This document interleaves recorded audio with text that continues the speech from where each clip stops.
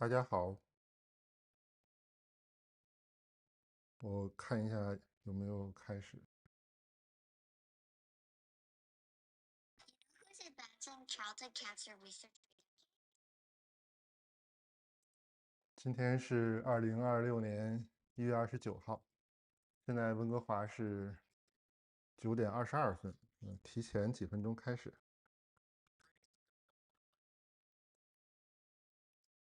直播没有干货啊，直播就是跟大家聊聊天，交流一下。一会儿呢，我会展示一下平常我自己锻炼的工具和道具，然后锻炼的方式，大家可以参考，也可以跟着练。然后会有一部分时间用来，哎，这个声音看起来不错嘛。啊，新换的设备啊，今天主要就是调试一下新设备。之前那个麦克风总是出问题，实在是抱歉。我再重复一下，今天就是刚才讲的一个是我锻炼的情况，好多人都问我平常怎么锻炼。除了传统的功法之外，就是现在的这些体育锻炼，我也会做一些体能的训练。今天主要会讲一下壶铃和棒铃的基础训练、基础动作，还有介绍一些理念吧。本来是想说就把热身也做上的，但今天提前来了点儿，我自己已经做完这种热身了，做了一会儿踏步机，做了做俯卧撑和深蹲。一会儿我们就直接演示一下棒铃和壶铃的基本动作。之后我会挑几个之前视频的评论跟大家聊一聊。最后就是讲我们之前预告的这个一个算是成精的一个小狐狸吧，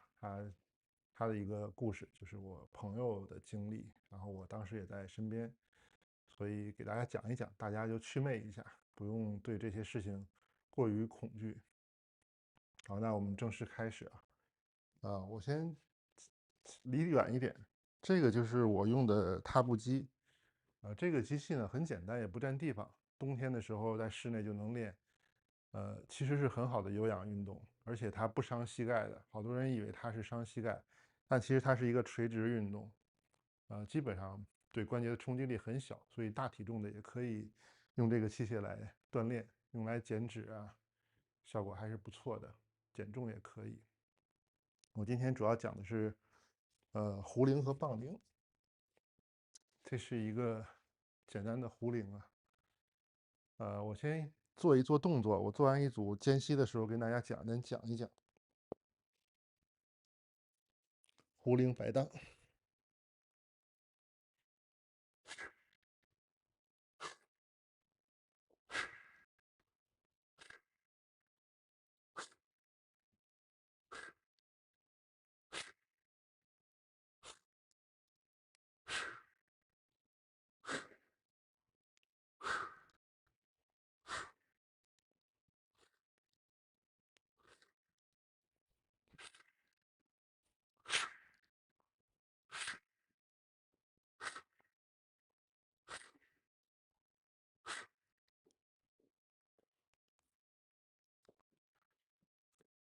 20个一组，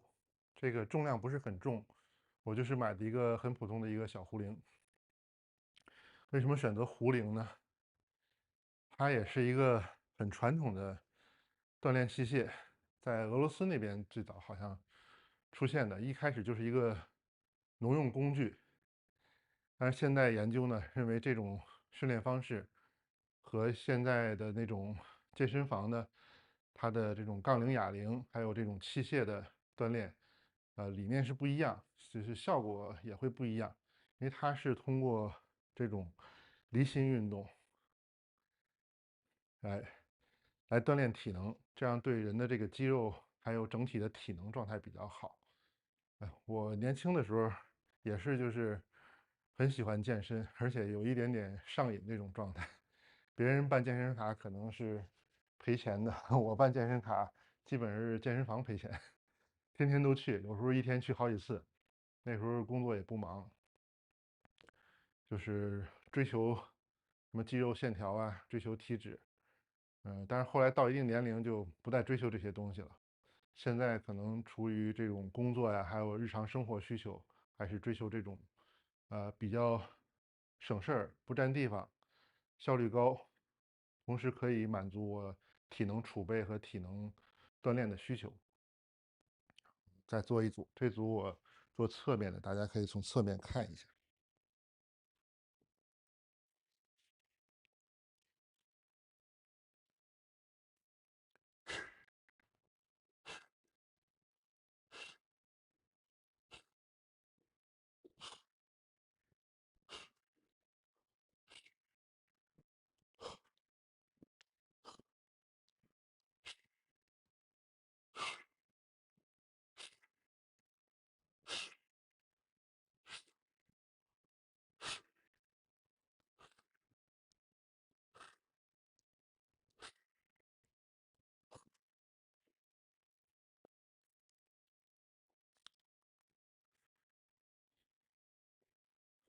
壶铃锻炼呢，对这个细节要求是挺多的，今天我们就不详细讲了。但是你看，我只做了2组，基本上全身都锻炼到了，而且稍微有一点点出汗，效率还是很高的。我自己是很喜欢这种运动，我觉得比哑铃啊这种孤立运动，效率更高，而且更容易维持。就是你有一段时间不练，它还是能维持住这个锻炼的效果的。但是壶铃对这个动作细节的要求比较高一点，好多细节如果做不到位呢，有可能会受伤，也有可能达不到你想要的效果。出汗我就把眼镜摘下来，看一看聊天室啊。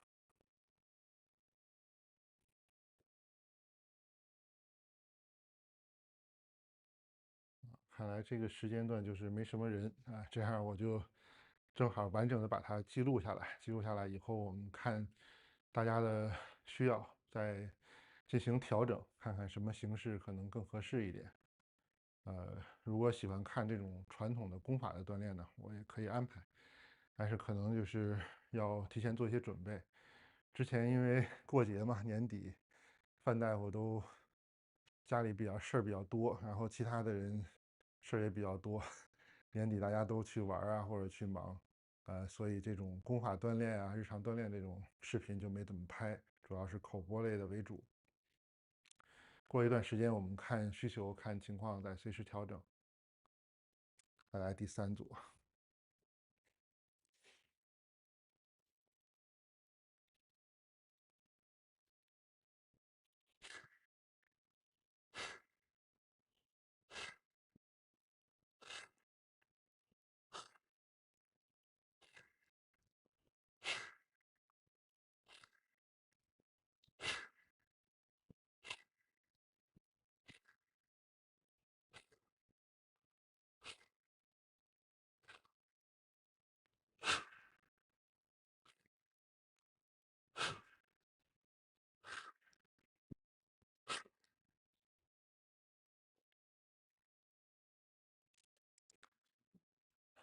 做了3组，感觉就身体就热起来了，这个还是很好的运动。发这个声音呢，不是故意要发，是它要配合呼吸，有一个快速吐气，激活核心的作用，所以它会有一个发这个声音的这个信号。可能麦克风听起来不是太好，如果不行，我就把麦克风摘下来。就是不管做什么运动，我们有这种传统的这个功法的锻炼的。哎呀，这个出汗了以后衣服有点沾。传统的这种功法的锻炼思想和指导思想，用在这种现代器械上，也是可以达到传统功法想要达到的效果。中国的传统器械就是用石锁，石锁的难度就比这个壶铃更高一点，而且对场地要求比较高，在室内就不太好练，那个动作普遍都比较大一些。也有一些其他的器械，其他器械我放在里面，今天就先不演示了，继续啊。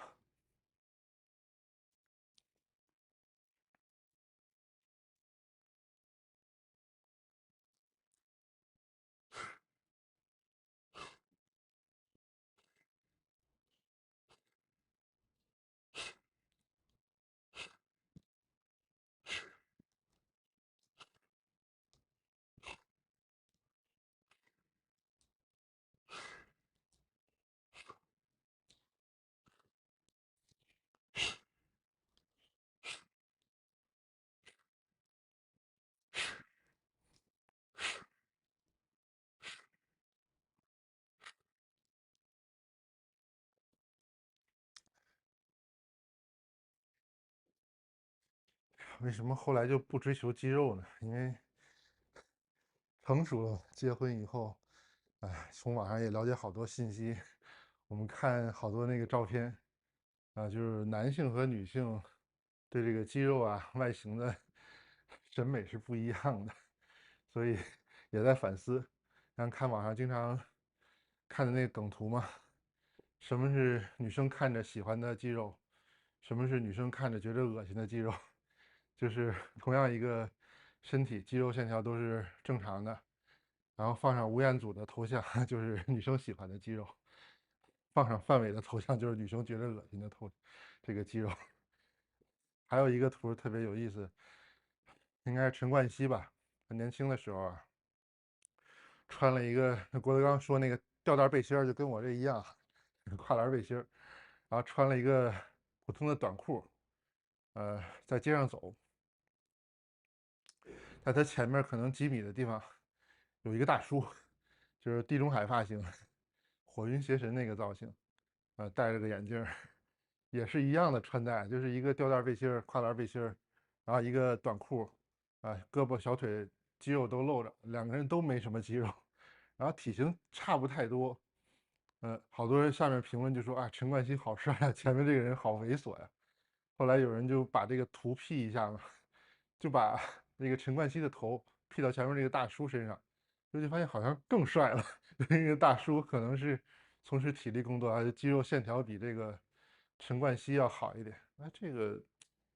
它不是镜像的，我就左右有点搞不太清楚，有点反过来了。它是我选的双流直播，可能横屏和竖屏都有。竖屏它要求在这个正中线这里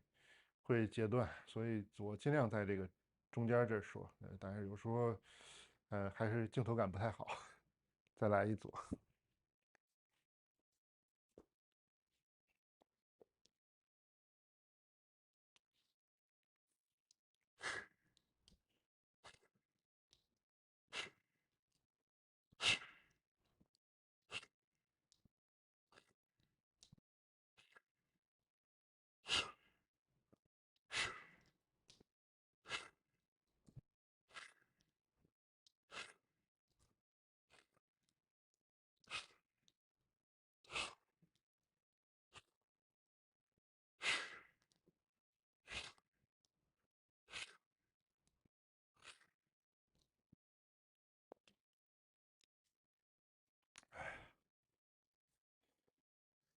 觉着无聊的，可以把这个锻炼这部分跳过去啊。这个之后我会放个时间戳，大家直接点想听的部分就可以了。壶铃训练呢，不太像哑铃这种孤立训练，它可以把你想，就是哑铃一般就是你想练哪块肌肉啊，它重点去做的组数啊、重量达到一定程度，它局部的肌肉会有变化。但是从中医理念，从现在就是一些研究认为，还是这种整体训练可能对人体的益处更大一点。心肺功能就不说了，好多人不愿意跑步，我就以前跑的太多了，所以现在就不跑了，实在是觉得跑步有点烦，太无聊太枯燥了，所以就是用这种踏步机，还有壶铃、棒铃，既有有氧也有无氧，满足基本的锻炼需求，这样对身体的益处，对我来说可能更适合。我之前有这个发了一期反对游泳的这个视频嘛，说那么多，其实最主要的原因是我不会游泳这个是很自然的。我是学了很多次，尝试很多次，就是学不会，没办法。而且从我视频中说的那些理由，我觉得对我来说，游泳也不是一个好的锻炼。可能对大多数的人来说，游泳都不是一个适合作为日常锻炼的一个运动吧。所以做了那个视频，结果还有人评论，我看最近有个评论说，他腰椎间盘突出，就是游泳友好的。这个我们一会儿回复评论的时候，我简单说一下，这个就是特别容易出现的一种误会。我们再练一组。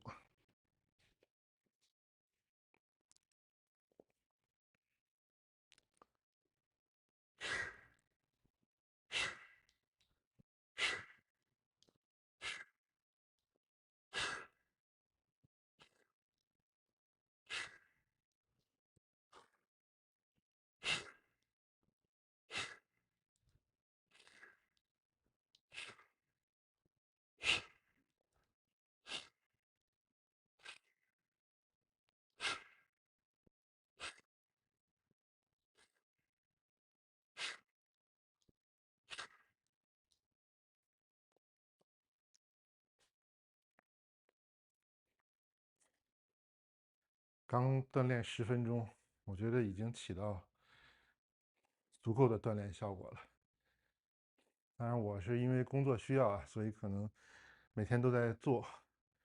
普通人的话，我觉得你每天拿出10分钟到15分钟练一练壶铃，是可以满足锻炼需求的。而且动作并不复杂，这就是一个基础的壶铃摆荡。但是它的好处是很多的，你的手臂啊、肩膀、脊柱、后背、腰、腹部，尤其是骨盆、下肢都锻炼到了。所以大家可以看到啊，这个动作基本上下去的时候就是一个马步站桩的一个动作，所以它对这个腰胯、对我们的核心力量的锻炼是非常好的。比如追求一些这种中年男士或者女士，他的性能力下降，其实练这个动作就可以很好的保持或者提高，不一定非得要吃保健品啊，或者做一些那种网上很夸张的动作或者功法。司马南练的那个，我们看就是明显是练错的，他那个悬囊功，他那绑法是不对的，那个很容易出现意外。当然，我们也不推广这种功法，保持一个正常的功能、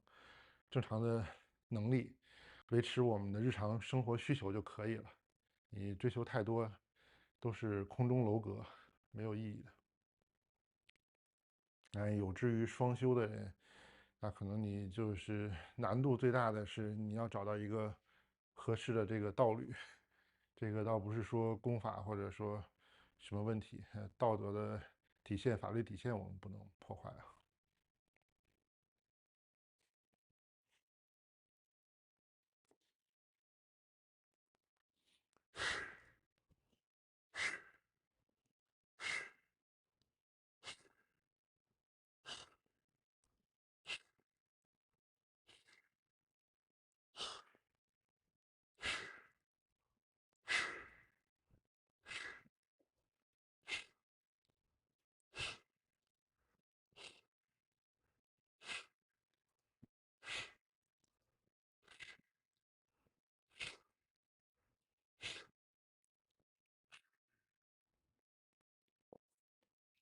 有一个标准的马步的姿势。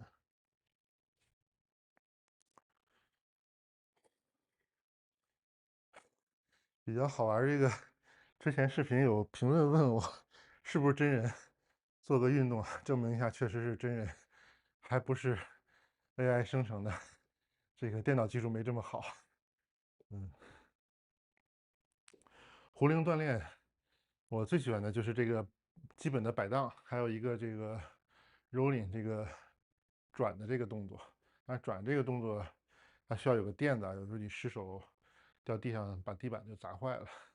这个摆荡还是比较安全的，你2只手抓着或者1只手抓着，都是很安全。现在我也看到很多自媒体在推广壶铃啊、棒铃啊这种运动方式，其实是挺好的。但是中文的媒体好像都是展示那种比较难度高的组合动作，那种看起来就比较炫酷嘛，但是有点炫技的嫌疑啊。大家可以看一些这种英文的油管视频，它有很多很基础的教学动作要领注意的细节，你怎么选择合适的重量。一般来说，壶铃呢不能选太轻的，你可能能在沃尔玛或者在一些超市能看到特别小的4、5磅那种壶铃太轻之后，你这个动作没有配重，它没办法用这个惯性激发你这个离心的力量来锻炼，所以大概你至少女性的话要个15磅左右，男性可能从20磅左右开始比较好，就是跟你的体重稍微有点匹配。这样你才能有这种离心的感觉，你要去对抗这个离心力，你的核心才能越来越稳定。棒铃也是一样的，棒铃呢和这个不一样。一会儿我们讲棒铃，它是因为有一个杠杆嘛，所以棒铃就不要选太重的，选太重的你基础动作做起来就难度很大了。一会儿我们再讲棒铃。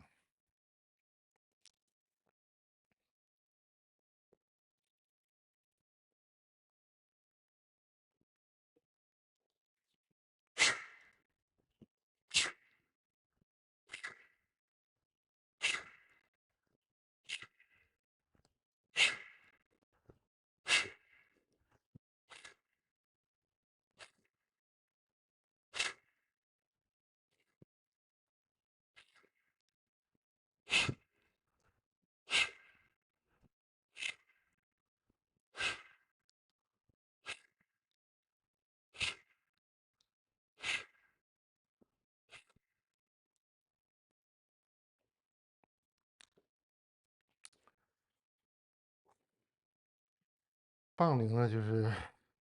如果做太重的，就很容易受伤，因为它是有个杠杆，它会比你想象的这个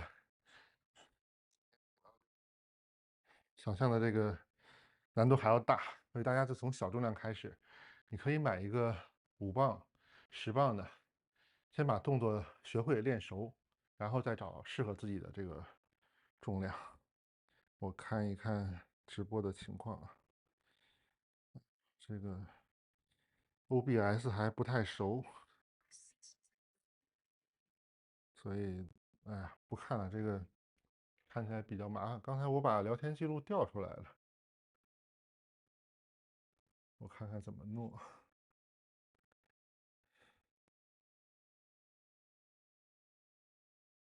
哎，先不管，我们继续锻炼，把这个该做的组数做完。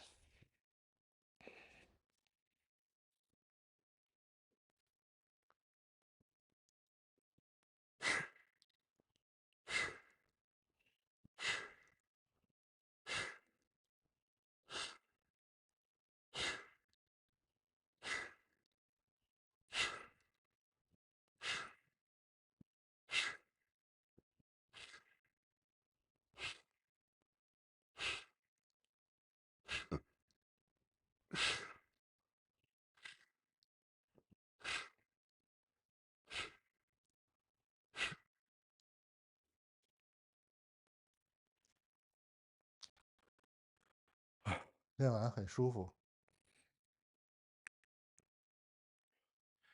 ，15分钟。今天我就不做太多了，壶铃我们就先到这里。但是壶铃的好处还没说完，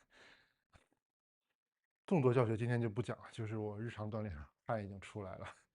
锻炼效果是非常好的。没试过的朋友真的可以去试一试，没有想象的那么难。而且它这种运动方式呢，你日常生活中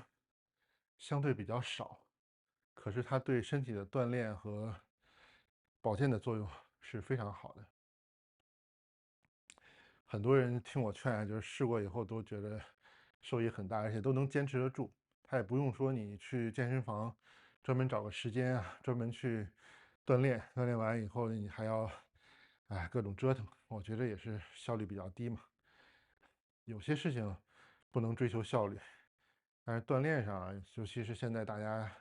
生活节奏都比较快，时间很紧张，那你再去抽出时间专门去健身房，容易出各种状况。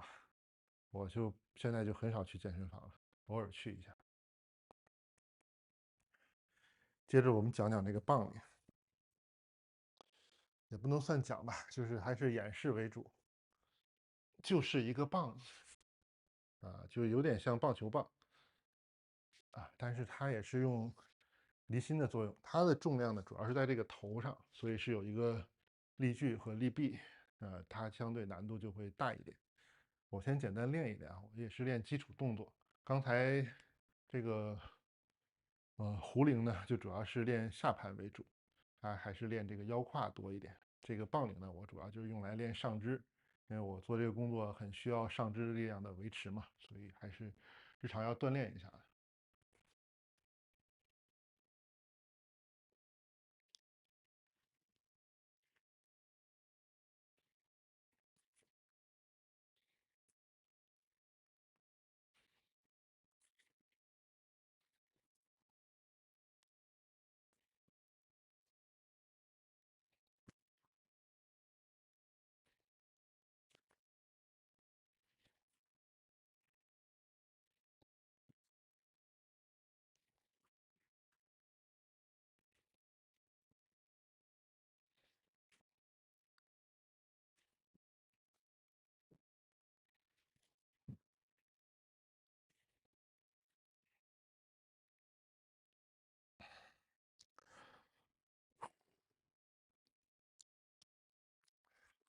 我之前视频介绍过很多这种开肩啊，练这个把肩背打开的动作，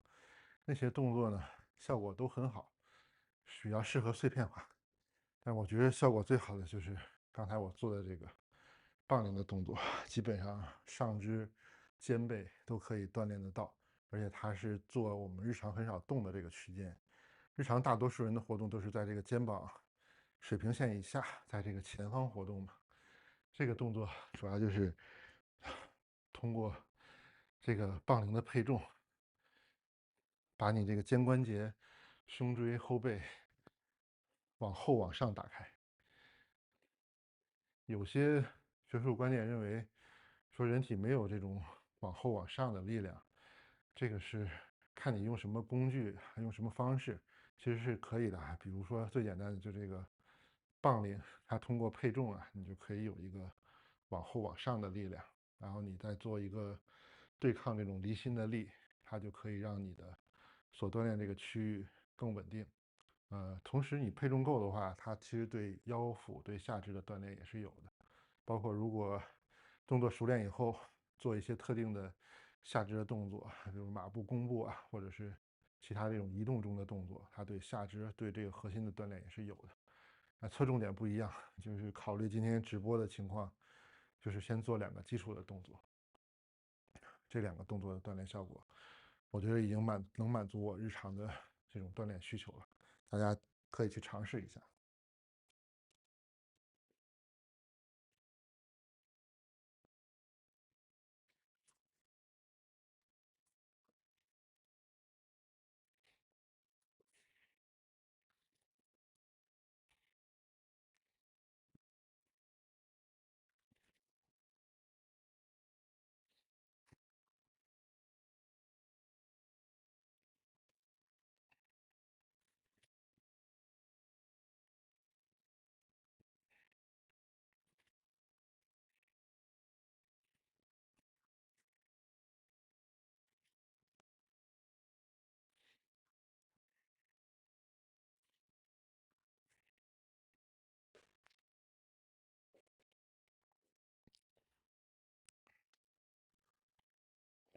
我这个壶铃和棒铃都是20磅的，都不是很重。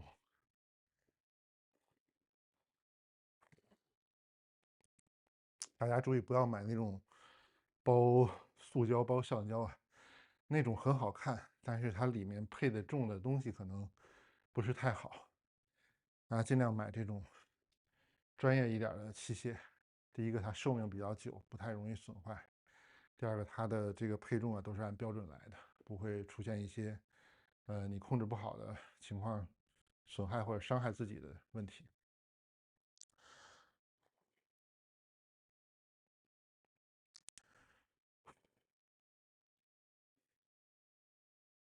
这个杠铃这个动作呢，其实很适合现代人的生活，尤其是现在我们就是久坐为主嘛，开车也好，面对电脑，在办公室坐着，上肢的活动其实相对比较少的。针对性的练一练杠铃，对你这个颈肩的健康，对你这个上肢的力量的维持都是非常有好处，而且并不花时间。真的，你看我就只是练了2组5分钟，我觉得肌肉都已经热起来了。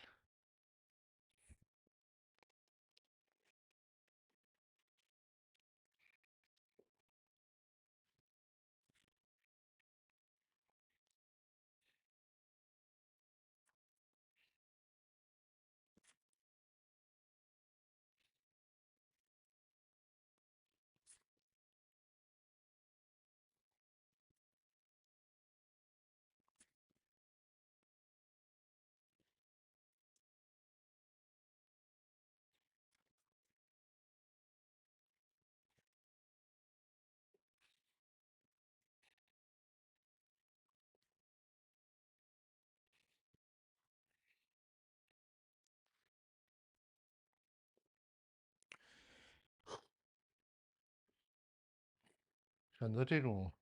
离心训练的器械，千万不要求大重量，贪这个数量，就是量力而行。因为它是离心运动嘛，离心运动和我们日常生活工作用的这种力量不是太一样，所以你控制不好，特别容易受伤的。但是大家控制好的话，对身体的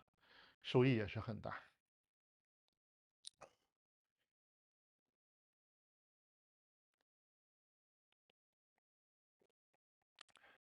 今天就主要是演示为主啊。如果大家对这个棒铃和壶铃感兴趣，我以后也可以专门录视频，讲解一下这些基础动作的这个要领细节。我看好像中文讲的不是太多，都是那种花式表演的多一点。这也有好处，大家看着来做起来很漂亮啊，很舒服啊，就会吸引人，吸引大家练嘛。我这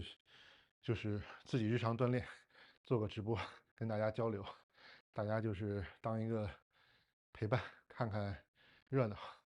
然后激励大家可以跟着我一起练，你练你自己想练的就可以，也不用强求说啊我没有器械我怎么练啊？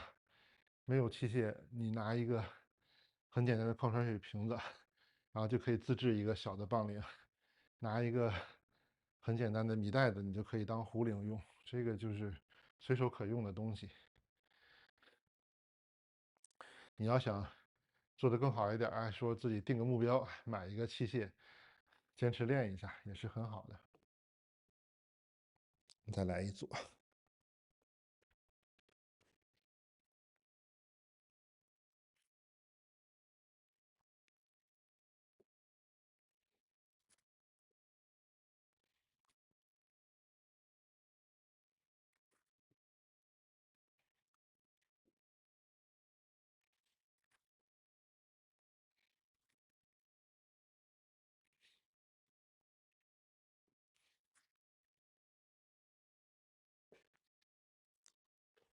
今天就先练这么多，主要是演示一下。棒铃和壶铃这种离心训练最好的地方就是它可以锻炼关节周围的这些小肌肉群和韧带，这样可以让你的关节健康更好一点。所以从骨科的角度，我是非常推崇这种锻炼的方式的。最后我再做一下静态练法，持棒的一个训练，很像这个站桩，但是不太一样，它有一个配重嘛。你有了这个配重之后，再去找这个重力顺着身体到脚下这个感觉，就可以感觉到身体哪里有卡住，哪里有不对称呀，有别扭的地方，然后进行调整。能感知到就是调整的第一步嘛。这个20磅的就没办法站太长时间，有时候我会用小一点的去练。锻炼了差不多半个小时了，我们就讲到这么多。顺便给大家看一下，这个就是好几个视频里我说的花生球按摩器，没有想象中那么大。网上还有一些商店里面，他卖那个特别大那种，不是我说的这种，它原始的尺寸就是这么多，大概就是一个手掌这么大，放在这个脊柱颅底这个地方正合适的，不会说太硌或者说很不舒服。放在胸椎这里也是一样的，就是大家去买一个，我这个就是亚马逊买的，10几块钱，不贵。它是比较硬的这个材质，但也不是说死硬死硬的，而且因为它是塑料的嘛，就是不会说像金属的那么冷。如果这塑料的还觉得凉的话，可以垫个毛巾啊之类的，或者干脆你就拿2个网球，拿胶带照这个形状缠一下就可以了。它主要是通过这个形状来让这个脊柱两侧周围的还有脊柱的这个曲度得到一个校正。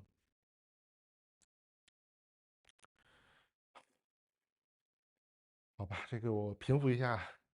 呼吸，落汗。通过一个站桩啊，就是天地桩的端响少商，还有一字桩，我就不说话了，就是调一下呼吸。大家如果有学过或者感兴趣的，可以照着做；如果没学过，可以去网上找一下，这个都有公开出版著作，里面都写的很详细，怎么练，注意事项在哪里。我正面和侧面都会展示一下。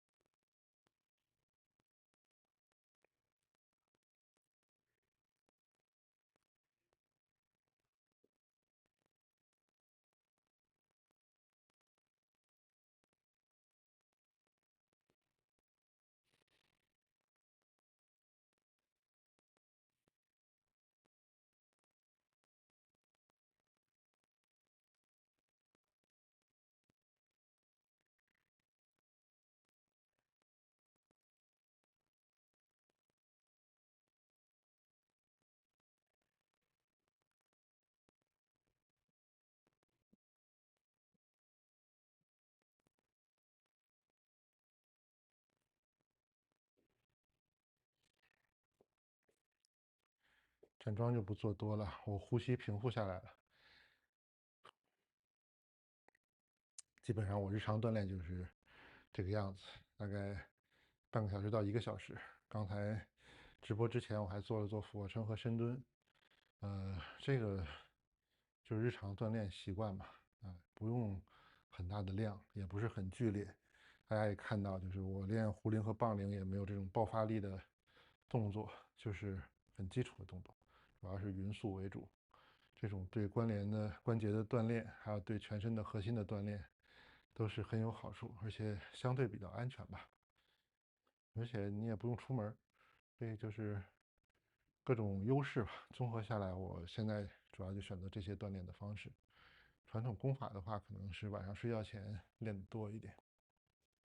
打坐是早晨起来或者睡觉前做。别的就是看一些需要，有的时候某些地方不舒服的时候会专门练一练动作，有些就不是太常练了。大概锻炼就这么多。接下来就是讲一讲一些评论。我把这个镜头调一下。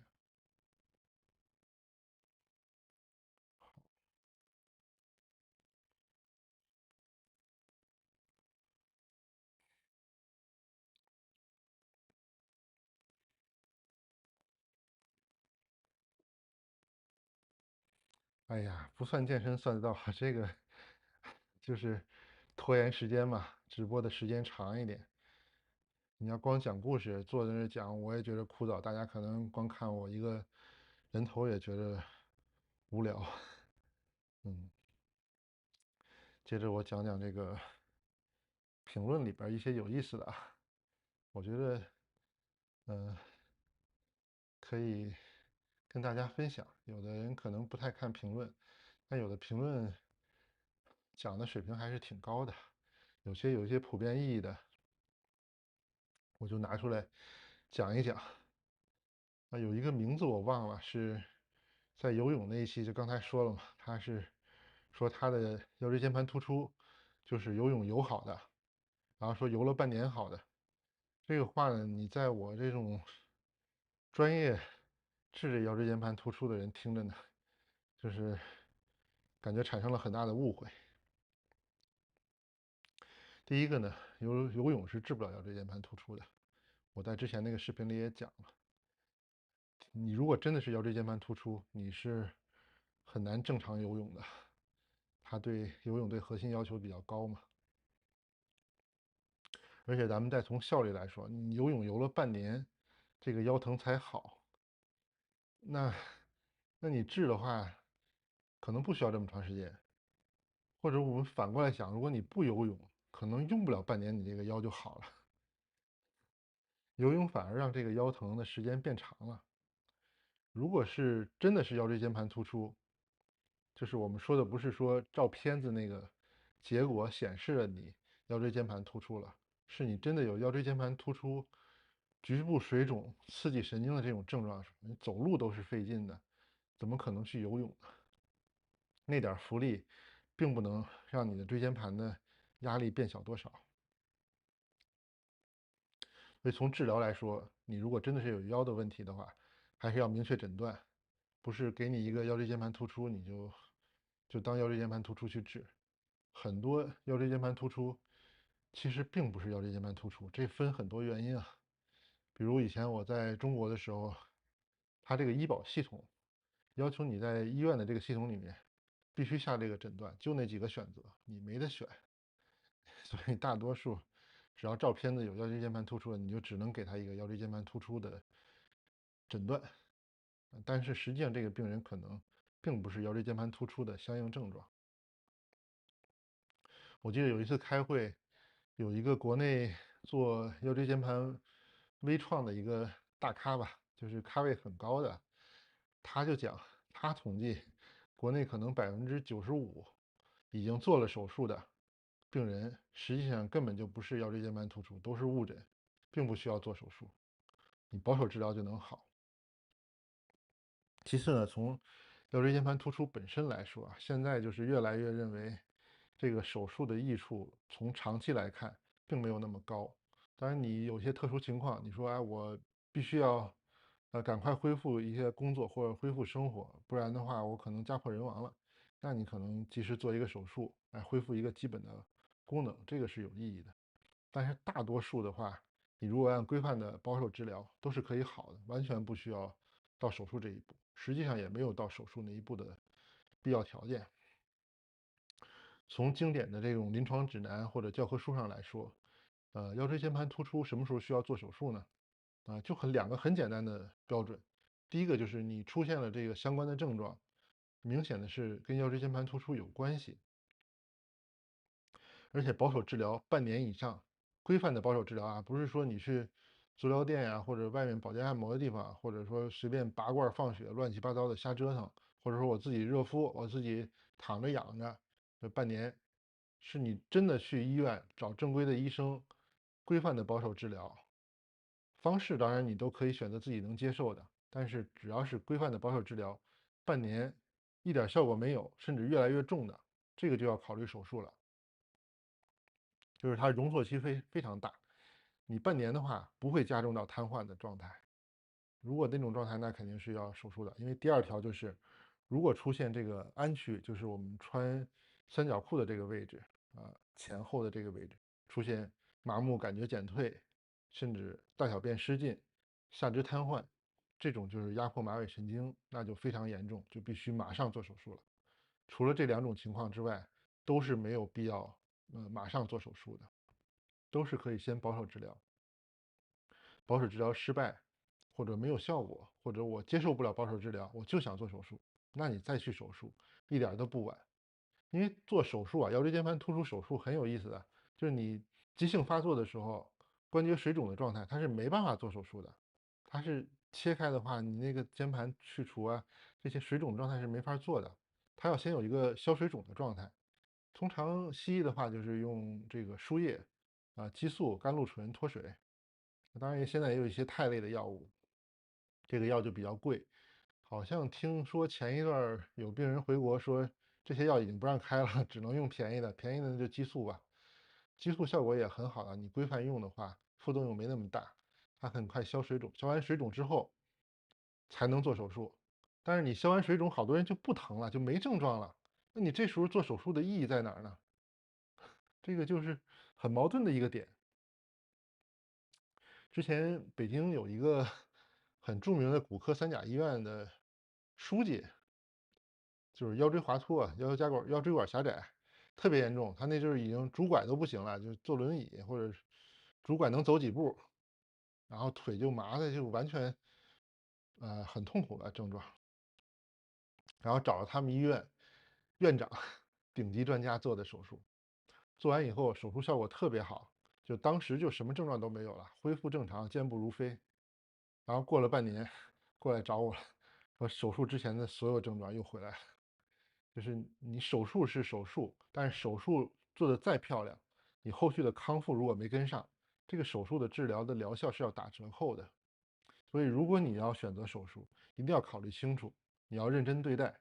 然后手术应该怎么准备，手术之后你应该怎么应付。比如打了钢板之后，你可能活动受限，你不能转腰了，弯腰也是受限的，那你怎么去应付日常生活？这个是康复的内容。你要做完以后手术以后，你要去咨询专业的术后康复的医师，然后去做规范的术后康复，这样才能达到一个比较好的治疗的效果吧。这是腰椎间盘突出，简单说这么点啊。大家如果感兴趣，我可以再专门录一期视频讲一讲，这里边有意思的事儿特别多。嗯，然后我讲一讲近期的一些评论吧。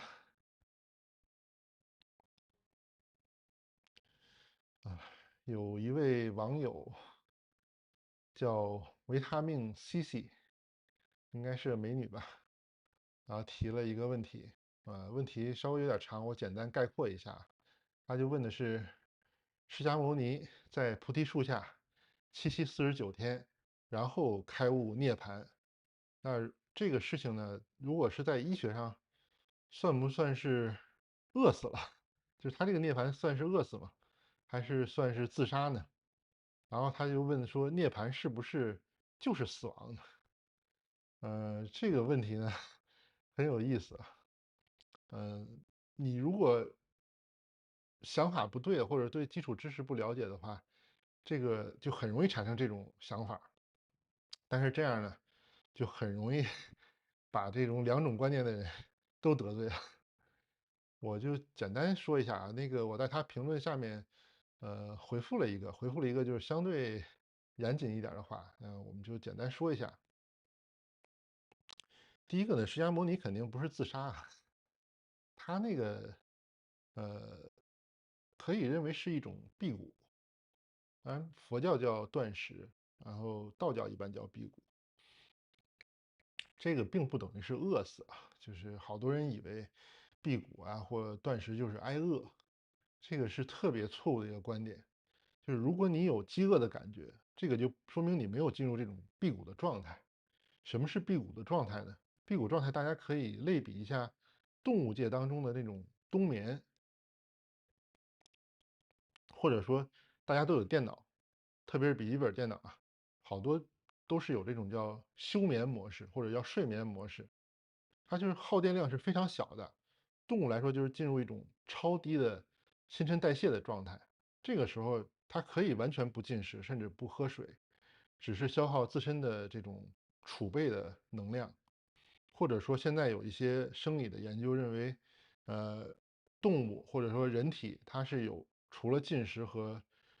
这个饮水之外，它还有其他的能量摄取通道，比如说光合作用，比如说我们呼吸，它其实也是能摄取一部分能量的，只是很多人这种摄取能量的通道是处于半关闭的状态，或者说完全关闭的状态，或者它过于依赖后天的这种饮食的摄入，它对这种能量代谢的通道呢，就相对功能比较弱。但是通过你比如这种深度的禅定或者心理暗示，或者一些特定的方法，比如我学的这个峨眉里面，它有一些专门的辟谷的方式。它第一步呢，就是一个发愿，就是你要先沟通上苍，或者说现在的话说，你沟通你的潜意识，让你的潜意识告诉你，你这次辟谷可以辟多长时间，你的身体做好准备没有？它会出现一个数字。我记得我去学的时候，有位师兄，他就是第一次辟谷，呃，就直接出来一个数字是365，就是一年。当时他自己把自己就吓了一跳。他是上海的一个国企的高管吧，自己也有做生意，然后工作非常繁忙。他出来这个数字，他觉得完全不能相信的。他说怎么一年这不是饿死了吗？就是跟这个维他命 CC 一个想法。然后后来呢，就是我们老师啊，通过这个给他讲解理论呢，就是慢慢他理解这个辟谷的理念、辟谷的原理之后呢，他就理解这个啊为什么可以辟谷，然后他就真的辟谷了一年，而且正常工作、正常生活没有影响，太多吧，就是出差呀，包括他有的时候工作压力大，甚至熬夜呀、半夜开会呀，都没有什么太影响的问题。做体检，他很重视这个嘛，所以他辟谷之后，好像是每一个月或者是2个月，他就去医院去做一次体检，抽血查，就是生理指标都是正常的，体重下降了一些，但没有说下降的太多，就是还是处于他正常的一个体重的状态。这是说辟谷这块儿。然后从涅槃来说呢，涅槃呢和自杀的区别，这个是非常大的。嗯，从哪儿说起呢？自杀其实就是，他是对这种苦和嗔，还有这种这个世界吧，或者就是我们说这个现世，他觉得活不下去了，他觉得活着太难，他是想逃避，可以认为他就是一种负面情绪、负面能量的这种崩溃。比如前一阵儿，我记得很火那个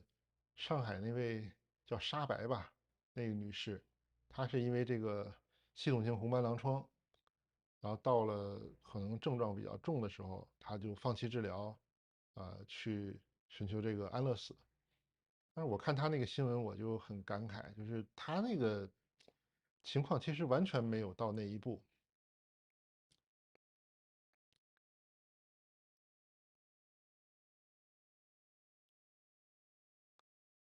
哦，谢谢谢谢，有机会我也去看看您的直播 ADAMD6YE 啊，感谢支持。就像沙白这个，他其实病情会加重，就是因为他没有正规的遵照医嘱，没有正规的去治疗，反而是他因为这个对这种药物副作用的恐惧啊，对这种可能病情的变化呀，他产生了这种恐惧，然后为了逃避这个恐惧，逃避这个苦，他选择这个安乐死。但是从玄学上来说，或者从心理学上来说，你如果是因为逃避选择死亡，那你面临死亡的时候，你会面临一个更大的一个恐惧，而且这种恐惧并不会因为你选择死亡而消失。至少从宗教上来说是这样的，就是你去选择自杀，反而会在死亡的一瞬间，把你之前人生所积累的这些负面情绪，还有一些场景，你的恐惧、你的负面情绪，无限放大，让你不断的在这个循环当中。那死亡那一瞬间，就是好多影视作品啊、漫画就说这个回马灯嘛，它会不断的在这里循环里面轮回。然后，如果你的这种呃阿赖耶识里面储存了这个信息的话，你可能你下一世还会经历同样的这种事情。这个轮回这个问题比较复杂，我准备专门录一期讲一讲，以后有机会的。所以说，佛教上来说就是，呃，人生八苦嘛，呃，生老病死、爱别离、怨憎会、求不得、五阴之盛，这些苦是我们每个人都要面对的，就是我们人生这一辈子你需要做的功课。那你为了逃避这些功课，选择死亡，并不是一个好的解决方式。那从佛教来说呢，你这样逃避真的是非常不好。那阿弥陀佛说的这个啊，不是，就是刚才说到哪了？刚才说到这个，他问的是释迦牟尼，不是阿弥陀佛。释迦牟尼，阿弥陀佛就是净土宗的。释迦牟尼说的这个涅槃呢，我觉得它的定义呢，更多是这种呃开悟或者意识的重构，就是它是通过深度的入境，主动把这种眼耳鼻舌身意对这个大脑的这个噪音干扰给停掉了。这个就是特别像我们这个手机或者电脑把这个后台程序全关了，就只剩下这个底层的一个架构。这个时候，它应该就是可以看到这种宇宙运行的原始的一个逻辑。但是它这个开悟呢，就是从佛教上来说，是属于叫无上正等正觉，这个和西方这种上帝的全知全能不是一个概念。所以好多人，包括上次我看老张那个节目，他批判佛教嘛，就说这个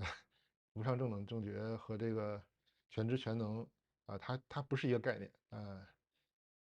佛教它不讲这个全知全能，这个是不太可能实现的全知全能。所以医学定义的那个死亡呢，是身体机能的这种完全丧失。那这个开悟或者说涅槃呢，是这种意识对这种生理极高的，对这种生理机能，它一个很高级别的一个统御，就不是死了，相当于是一个升级吧。当然我们看不到它升级之后的状态，它可能升维了，也可能是进入到另一种状态了。但是我们普通人凡人是看不到的。但是我们可以理解，试着去理解他这种说的这种涅槃和死亡不是一个概念，这是两回事儿。嗯，第二个评论呢，是一位叫细陈41陈海朋友分享的。他这个原来的评论比较长，我就简单说一下啊，就是他读博压力很大，然后身体就差了，就找了一个人看事儿。那个人呢看事儿没收钱，就摸了摸他中指的侧面，说有跳动，然后呢还说出他这个家里面祖坟的这个格局和问题，他就问这是为什么？简单说一下啊，就是中指会跳呢，这个从中医来看呢，有一些病就会引起，或者身体状态吧，就会引起这个中指侧面这个动脉的搏动。它这就是中指就是手厥阴心包经嘛。如果你是因为读博压力大、焦虑、熬夜，这种就心神耗得很厉害，然后处于这种心火上炎的时候，那从西医来讲，从生理学上讲，就是处于这种比较焦虑的状态的时候，交感神经就会兴奋，然后这个血管搏动呢，尤其是末端这个血管搏动，它就会增强的。所以不一定是鬼上身，鬼上身，我觉得比较准确的还是通过他的眼神观察，还有就是我们望气看他这种他的气场的变化，就是他生物场的变化，判断更准确一些。如果光是靠这个号脉的话，不是特别准，就是有很多干扰项。中医里面脉学里面专门有鬼脉，但是那个鬼脉主要是讲的是心率不规则跳动，就是现在说的这种心脏非常严重的一种急性的表现。那个过去中医的脉学里面叫鬼脉，但和这种附身的这种鬼那种状态还不太一样。就是你真是被附身的话，不一定有这种脉象。但是中指搏动呢，从中医这个角度理解，我觉得不能100%确定是上身。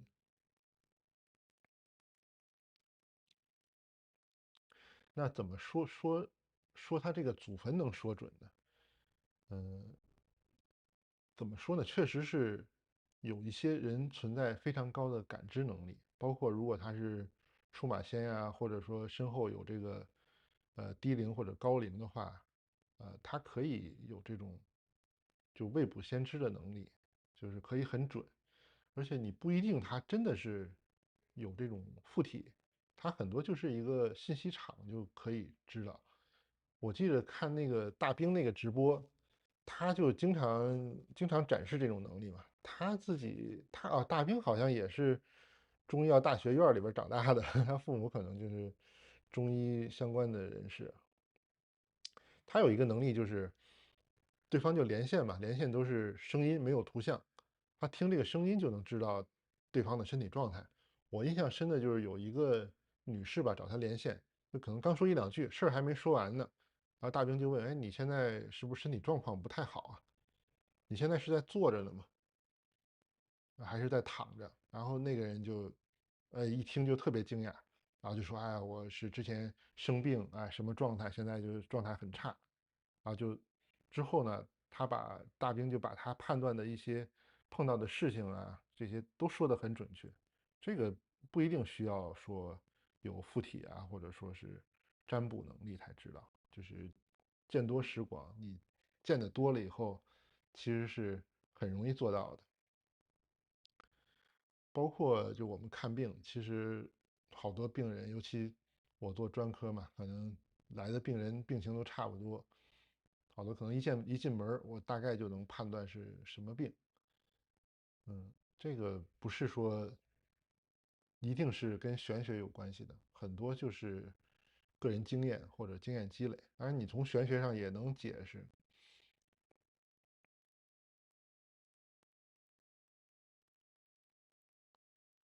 他还问了一个，就说，呃，那个没收钱是让他去烧纸，因为看到祖坟有问题嘛。这个从心理学上讲就是一个完形治疗，就是你真的去照他说的去做了，你就等于给自己一个心理暗示嘛，就是你的债还清了，就没事了。这样呢，你整个这个紧绷的神经呢就能放松了，然后整个身体的状态呢就开始往好的方向去回升。所以从医学上角度看呢，真正治好这个状态的，不是烧的那个纸钱儿，是你想要自己好起来的这种信念。如果你就打心眼儿里就不相信这个东西，就觉得这就是瞎扯，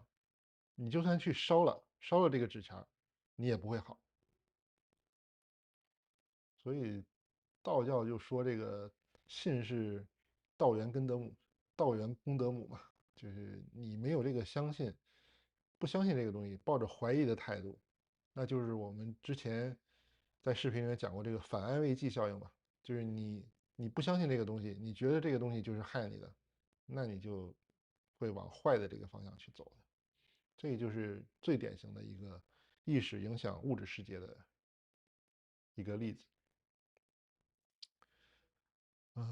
接着讲一个评论是这个名字叫花南 DG，不知道对不对啊？它是 HUANANDG，他就问，他说是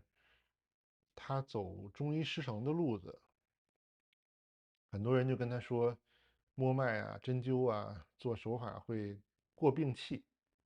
然后呢，他自己是觉得只要心存正气就不怕。问我怎么看？哎呀，这个东西呢，简单说呢，一般科班出身的，然后诊疗量特别大的，比如公立医院一天看一两百病人的，从来不提病气这个事儿。喜欢提病气的，好多都是这种一天看不了一两个病人，呃，没有正统的传承，没有正规的教育，这种所谓自学派吧，他就特别喜欢提这个病气这个事儿。为什么呢？主要就是一个操作不规范。比如说我们做针灸或者做手法，如果你这个动作很规范的话，动作很熟练，基本上就不存在这个过病气的问题。是好多所谓的过病气之后出现的症状，实际上是因为你的姿势动作发力有问题，然后长期积累到一定程度出现的。还有一个呢，就是从这个玄学上来说，就是患者一般来说就是认为他这个人体的这个气场或者磁场呢，它这种频率就出现比较混乱的状态，它就不是一个规律的状态。比较规律的状态就是人身体比较健康嘛，心理比较健康的状态。那你作为医生，你去接触这种混乱的这种磁场也好，气场也好，你就很容易被它给带乱了。那就需要你的这个身体状态比较好。嗯，过病气这个事儿，呃，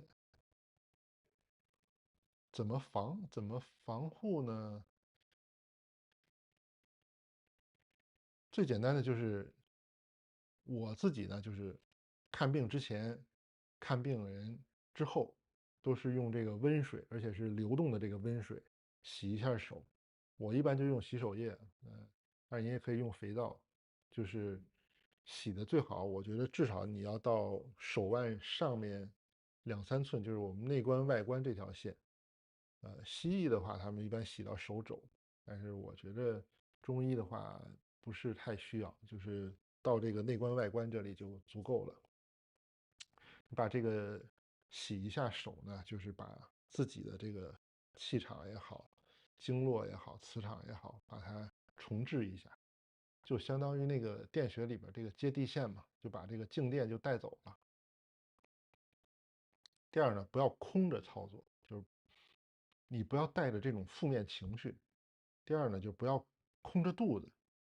有的老大夫呢，可能就觉得，哎，我要多治病人，这就特别早。原来我在北京也见过，有的那个非常有名的针灸大夫，早晨，4点就走外边就排队了，就开始干了，一直干到晚上很晚很晚，就等于抽空吃饭，根本就不是说吃完早饭啊，你放松舒服了以后，你再去给别人治病。这种时候你就跟那个相当于是那个干海绵嘛，那你不就什么都往里头吸嘛？因为你处于一个空乏的状态，它就是吸收的会多一些。这是说，吃东西。另一个就是你的心理状态，你不要有这种呃心理负面情绪、负面能量。你如果是有带着这种负面情绪、负面能量的话，就特别容易勾起这个病人的这个负面的东西。还有就是不要有那种亏欠的思想。我记得原来有个学弟吧，他就去上海出诊，一开始就是在社区卫生院，就收费比较低那种地方，就病人很多，但是上海消费又高嘛，他就找了一个诊所，经人介绍去了，人家说你这个收费太低了，你按我们这个诊所常规的收费吧，其实也不是很贵，当年是应该挂号费是200吧人民币。结果他的思想呢，就是觉得习惯了嘛，在社区卫生院都是很低的收费，然后开药开的方子也很小，让他去诊所收了200的挂号费，病人进来以后他就不会看病了，因为他就觉得，哎，我值这200块钱吗？我应该怎么看呀？就开方子也进退失据，选穴位也不知道扎哪儿，扎的时候手都抖的，所以病就看不好了。所以这是说心理上，就是你不要有这种负面的情绪去做，不然就是很容易吸引这种负面的东西。然后从中医来说，其实大家日常门诊不太容易看到那种病气特别重的病人，都是日常的常见病吧。你专门看所谓的疑难杂症啊，看这种绝症的机会没那么多，所以这普通病人没那么多病气，不用太害怕。你如果过于害怕，你自己处于负面的状态的话，就跟那个网上说的嘛，就是你凝视深渊的时候，深渊也在凝视你。就是你本来你注意力集中到病人的病上边，集中到病人的状态上边，把他治好就可以了。但是你非要想着，哎，他是不是带着病气啊？他这个身上病气是不是很重？会不会通过这个号脉啊、针灸传到我手上、传到我身上啊？那你这时候就一定会吸引病气的。那就是病气这块啊，这个很有意思。好多民间的说这个东西就是为了提价嘛，提高身价，实际上没有那么大影响。而且，万一真的是有这种病气，就是我之前讲的嘛，就是你阴性病和因果病，它这种有这种玄学层面上来讲的负面的东西过来的话，也是有防范的方法，也有应对处理的方法，也没有那么恐怖，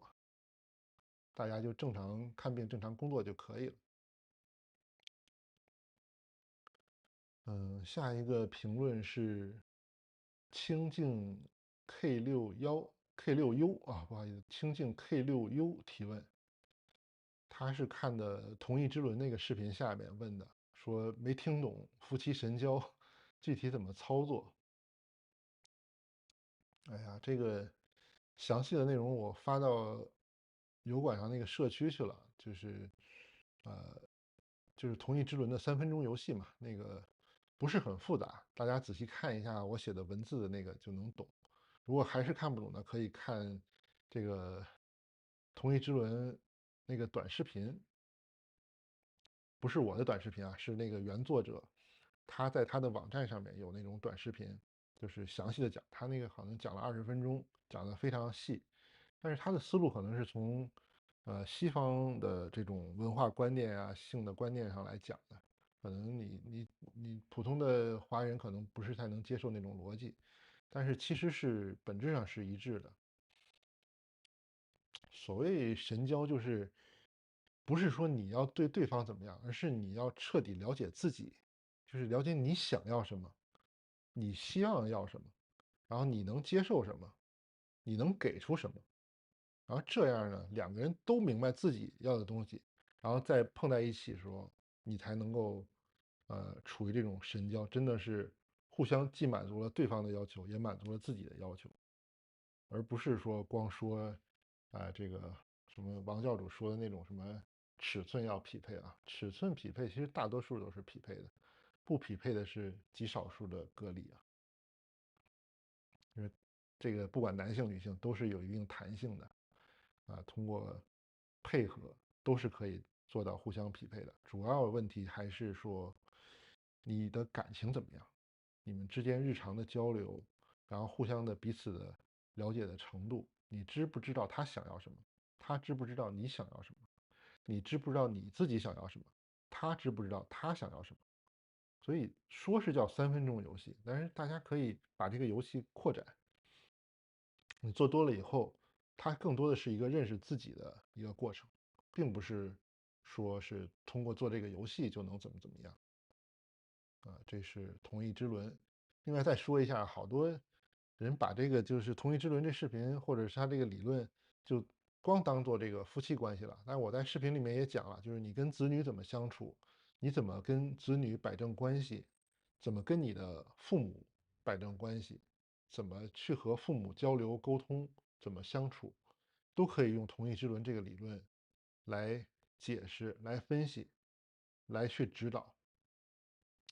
一旦做好呢，你的人际关系，你跟同事的关系，你跟你的父母、跟你的子女的关系，都可以变得更好的。大家可以好好的多听一听那个视频，然后自己做做笔记，然后分析一下自己。你就把你跟你的夫妻的关系、跟你子女的关系、跟你父母的关系有哪些问题，做个笔记写下来。写下来之后，用同义之轮这个理论，我把那个图也放在社区里面了。啊，用这个理论分析一下，哎，我的父母为什么这么做？啊，我为什么这么做？那我应该怎么做？那我怎么做会更好？然后父母做哪些是对的，哪些是错的？他为什么会这么做？然后你要让他认识到他这么做的原因，然后你们之间的关系就会出现一个正向的流动，他的关系就会正常化，或者说走得非常好。前两天我们这个线下聚会也是说这个，就是抱怨这个父母啊，抱怨这个子女啊，觉得关系很难处理。其实没有那么复杂，你要有一个指导思想。指导思想，我觉得同义之轮就是一个很好的理论，大家可以参考试一试。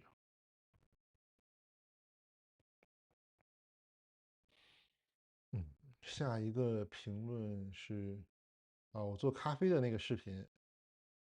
MK14K23，这是我校友师姐吧，那个在韩国的，她在下面问说，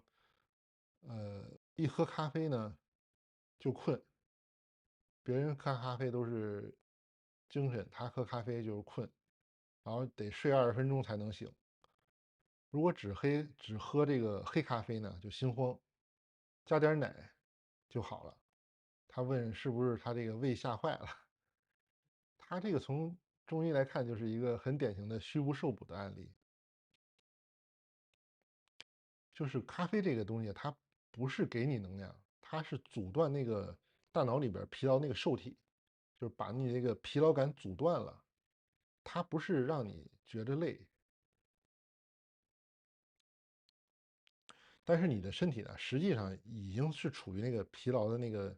点啊，可能那个阈值已经很高了。然后这师姐喝下去呢，立刻困呢，就说明她之前可能是太虚了，或者说是已经疲劳积累了非常非常严重。这个咖啡一进去呢，一刺激，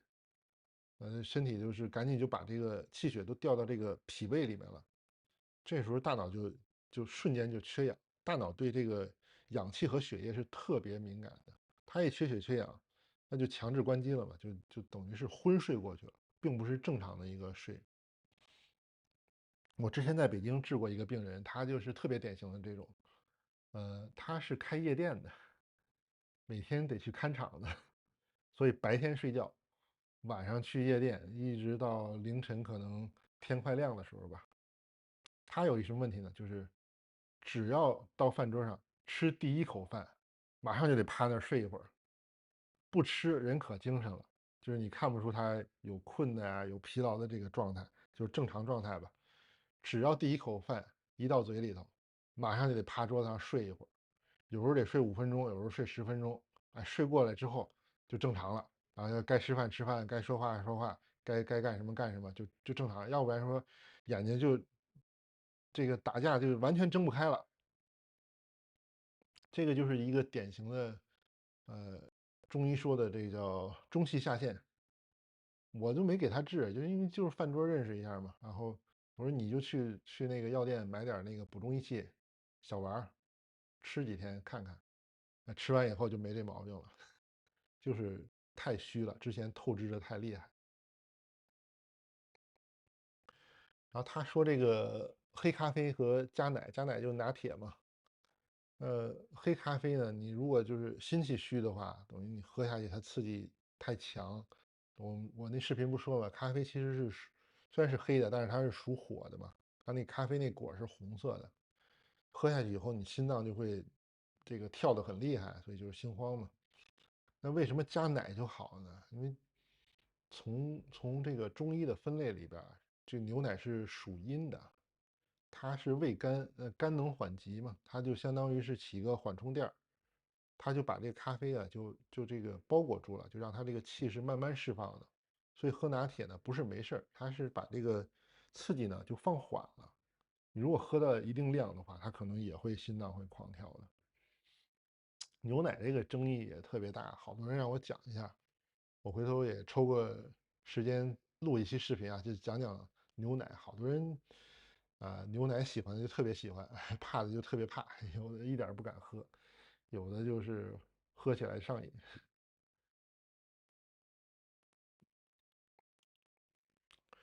所以，如果你是真的是工作或者家庭生活压力比较大，然后你到下午就特别容易犯困呢，就别去喝咖啡了。就是你要不然就下午就改喝茶，上午喝咖啡没问题啊，中午之前都没问题。然后不要空腹，吃一点东西或者喝点牛奶。牛奶它在胃里面它会形成这种块状的这种黏膜状的，它就保护胃黏膜。就可以做一下我之前在视频里录的那个金风斗肘，就是这个把这个肩背打开，让呼吸打开，这个是很多人做完以后就精神了，就不用说你一定要睡觉啊，或一定要喝咖啡或者喝茶什么才能不犯困。你通过这种锻炼啊，把这个阳气升起来，那个就是你的阳气。那你靠喝咖啡提神儿，那都是高利贷，早晚要还的。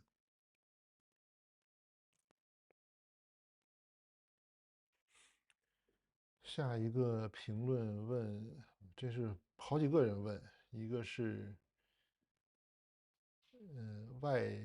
YANGOWEN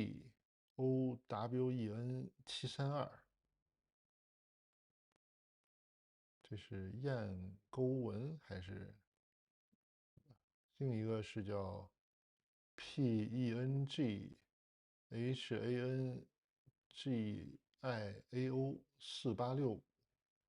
是彭汉娇还是焦彭汉？现在油管这个显示的都是账号名，不是用户名，所以分不太清楚。反正就是这两位都问的，就说刚出马的人看事儿很准，什么都不问，有的还能看到那个过世的人，问说为什么？这个呀，就是那个老王也提过，就是说刚学这个高导易断的人，就算起来特别准，就是新手福利期，就是刚出马的那个，就是跟你电脑或者手机，你新手机或者新电脑刚重装系统，什么软件都没装呢，那你内存最干净嘛，硬盘也干净，那肯定运转是最快的。我刚学术八字的时候也是，就是其实那个时候知识啊、技巧啊、算法算的能力很烂，但是你看一个说一个说就准一个，那个时候真的是，因为你心思很单纯，你没考虑那么多因素，看到哪个东西你就说出来，哎，说出来就真的准，就是那种状态。这个就是我相当于是新手福利期，真的是新手福利期。你随着你遇到的事情越多，你的案例越多，你考虑的方方面面越多，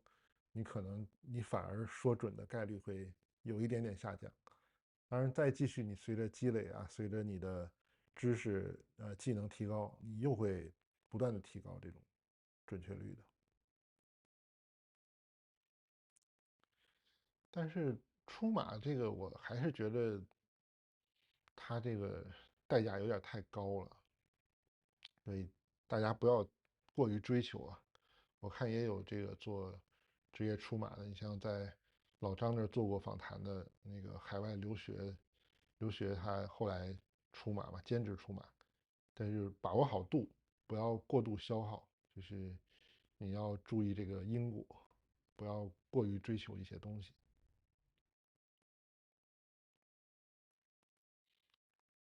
下一个评论，这位是 SERENITY 7713，这个我觉得可能也是跟出马有关系，或者是本身也是出马仙的一个朋友吧，他对这好像挺了解的，还问的是说，呃，这个有些这种犯罪的受害者，他也会出现这种冻结，就是迷走神经的冻结嘛，但是他应该就是一个恐惧。然后呢，出马呢是主动的，然后我也是用这个迷走神经的冻结来解释嘛。这个就是涉及到多重迷走神经理论，我好多视频都引用了，我觉得很有用。包括就是我日常看病，好多病人其实也能观察到，他们不一定那么严重，但是其实都带着一点点。然后多重迷走理论它里面这个冻结呢是分两类的，一类就是说带着恐惧，就是受害者他这种反应呢是面对威胁，他这个交感神经已经失效了，神经系统是被迫拉的手刹，那个是属于是系统崩溃，它是一种病态的损耗。那如果你是主动出马，而且就是你有传承，明白它的代价，明白它的这个理论，而且不会过于追求一些虚无缥缈的东西的时候，你是正常主动，而且是在这种安全环境下，就是主场优势嘛，主动把自我的这个意识降低。这个时候呢，虽然表现出来的也是我视频分析的那些，就是身体这种冻结的状态，但是它这个腹侧的这个迷走神经还是起功能的。这个呢，可以算是叫做系统挂起，它是为了连接信号，就是连接我们说的这个上仙吧，连接这个动物灵或者说堂口的一些信息库。所以这两种呢，就是表现的生理外形看起来很像，但是它内核是不一样的。就是一个是被动的，是被崩溃的；另外一个呢，是你自己通过特定的方法传承啊，或者通过这种步骤，通过仪式，你自己主动腾空了，把自己的意识腾空，然后让这个信息库接入连通，这个是不一样的，就是内核不一样。最后讲一个就是大菠萝的海，他的评论呢，他就是问的是老王说的他父母那个65军那个故事嘛，就说文革的时候，高洪波吧，高洪波的这个小战士叫高洪波，然后他的母亲呢来看他，结果就被这个女知青附体了，从这个天津，从这个唐山这个烙听话就变成这个北京口音了。然后讲的这个案例，我也觉得特别有意思。他就是特别典型的，就大家可以从这个故事当中就知道你怎么预防，然后出现之后怎么处理。呃，第一个就是他最典型的就是他母亲那个身体弱嘛，你身体弱，阳气不足，就吃不饱嘛，那所以你这个电量低，你这个身体就没防御了。人体本身是一个封闭系统，但是当你如果身体状态太差，或者你的意识状态差的时候，你这个就会变成一个半开放的系统，甚至说完全开放的系统。然后你在那个特定的地方，就比如那个女知青骨灰就放在房梁上嘛，所以它离得又近，然后这个信号源它因为冤死横死的嘛，它这个信号源又很强，所以你这个大脑就接收到它这个信号了，就相当于被附体了嘛。那最后这个部队制也特别有意思，那时候你在部队里边，你也没请大师做法，也没有特殊的仪轨，也没有说这个有什么玄学方面的方法，就部队的医生就是打葡萄糖、吃鸡蛋羹，这就很简单，就是你这个肉身能量满了吗？你这个自身的这个生物的这个磁场或者说这个气场足了，那外来的这个干扰信号就给挤出去了嘛，所以它就不需要什么特殊的法器。你正气足的话，正气存内，邪不可干。还有一位这个观众给我写了一封信，讲他这个被这个狐狸精附体的这个故事。这个回头我征求一下他的意见，我也可以分析一下。那评论就先念这么多，接着我们就讲那个狐狸精的小故事吧。我先看看评论啊。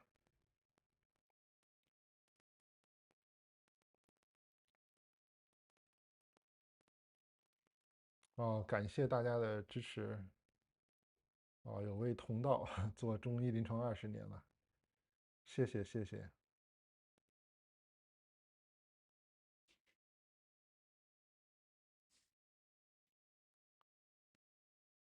哦，那你有他这个 MARSAI 4049网友说他有个患者是道长，专看阴宅，阴寒内盛，手足冰冷，有严重的风湿骨病。有次给他看病，用了大剂量补阳药之后，老爷子啥都看不到了。这个说明他的看阴宅的方式有一些问题啊。确实是你如果是这种体质的话，你看这个东西是比较容易，但是也容易招这个东西。改变体质之后呢，说明他没有太好的传承，他的不是用的这个专用的旺气的方法，用专用就是他不是技术派，他应该就是能力派。看跟体质有关系。如果他是技术派的话，你给他用了补良药，他自身状态好的时候反而会看得更好。你看阴宅有的时候，看不到了，你让他戴个墨镜就能看到。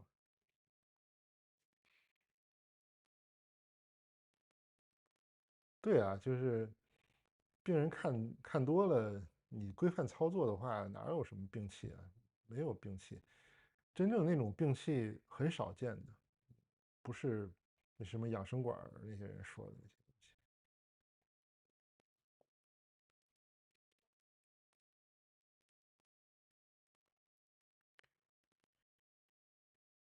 哦，前月2578问，左手臂抬起的时候，肩膀连接处有点疼，请问可以怎么办？我觉得您先找个正规的地方去检查一下看看，就是，抬起的地方是这个地方是肩峰吗？这个是肩峰撞击综合征，也可能是肱二头肌长头的问题，这个要先查清楚，然后你才能说怎么治。你可以先看看我以前的视频，我之前有一些讲这个肩膀的视频，有这种治疗的方法，也有自我锻炼的方法。你看一看为什么肩膀会有问题，可以从里边得到一些启发，也可以试着练一练那些动作。如果有帮助的话，就也会得到很好的益处。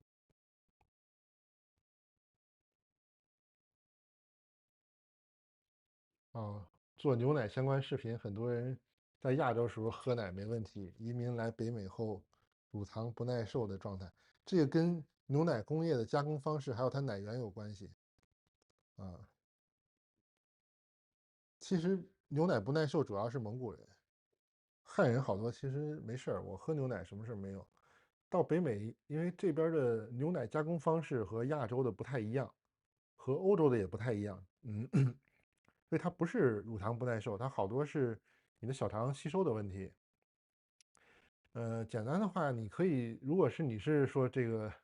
出现这个状况的话，你可以试一试到超市里面，然后它专门有这个有一个大的应该是 A2还是对写的 A2牛奶吧，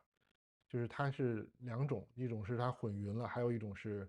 它没有混匀，就是它的蛋白有没有打碎。另外就是奶源，奶牛是分两种，一种就是 A1蛋白，一种是 A2蛋白，大多数都是可能是呃那种的，就是亚洲的时候，中国的有些它奶源不是那种工业化的，所以它奶牛的那个牛种不一样，所以到了北美以后，你可能就是对这种蛋白过敏。就是欧美人他其实也是这样的，也很多不耐受，就是因为他对这种蛋白吸收不了。你换一个品牌，它有专门的有这种生产 A2牛奶的这个蛋白，这个牌子你去喝就没事。回头可以做牛奶视频的时候详细讲一下。嗯，牛牛8333问，做壶铃的时候什么时候吸气啊？我做这个壶铃摆荡的时候，就是它在下面，后面的时候，在下面的时候是吸气，然后发力用这个挺胯把这个摆荡起来的时候是呼气，所以它是一个锻炼核心的时候。哦，你那个脚踝怎么样了？后来也没联系了。哦，感谢啊，这个是我现在诊所的地址，就现在直播的这个地儿。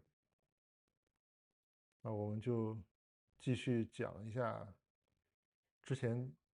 答应大家说的这个小小狐狸精的故事啊。这个故事吧就很短，不是那么长。当然，实际我们经历的时候是大概2、3周吧。我就长话短说，就好多废话就不说了。第一个得先声明一下啊，这个是发生在我一个好朋友身上的事儿。我呢就正好机缘巧合跟他一起，就是旁观了一下。怎么回事？当时是我去他那儿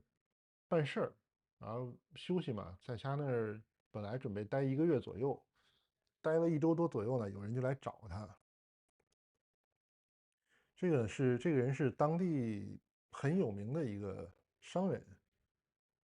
然后呢，在当地的郊区包了一个山头，就真的整个山头包下来，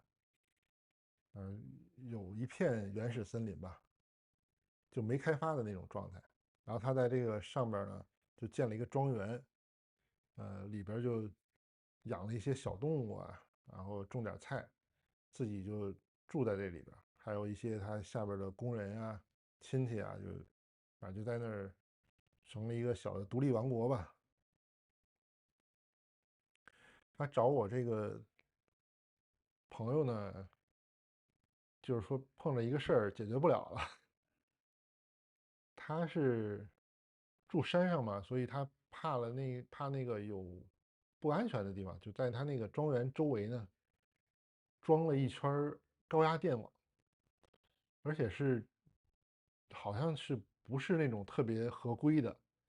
就是那种级别挺高的那个电网。结果半年之前呢，那个电网就电死2只兔子，他就没当回事儿，说电死兔子正好就宰了吃了呗。他没吃，他给那个下边工人吃了。之后就开始出事儿了。是每天晚上他说特别准时，大概到1点半到3点之间，就开始有人在就是外边就喊，就是同一个声音就喊说：“哎呀，你们这个死的好冤啊，什么，你要偿命啊，什么就反正就反反复复的就说这么几句话，就声音不是很大，但是呢持续不断，而且穿透力很强，就弄得就整个人就精神衰弱了，睡不着觉。一开始就还是重复的就这几句话，到后来呢，就是他就说开始就骂人了，就是各种骂人的话，然后他就实在受不了了。这半年也没闲着，就什么和尚啊、道士啊，就能请的都请了，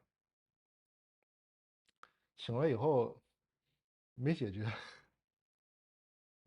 什么做法呀、做法事，然后布阵，然后画符，就是反正能用的招儿都用了，就是不行，就是一到半夜到那点儿，肯定就出来。他这一开始没当回事儿，结果发现这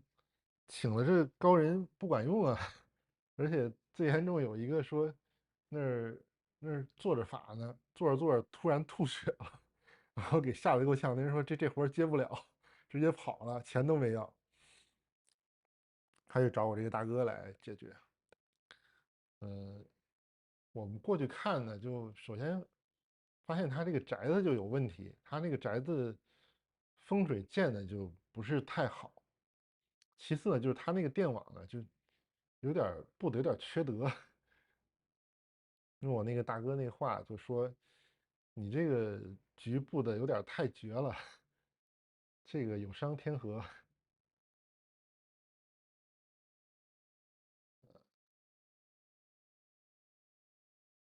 后来呢，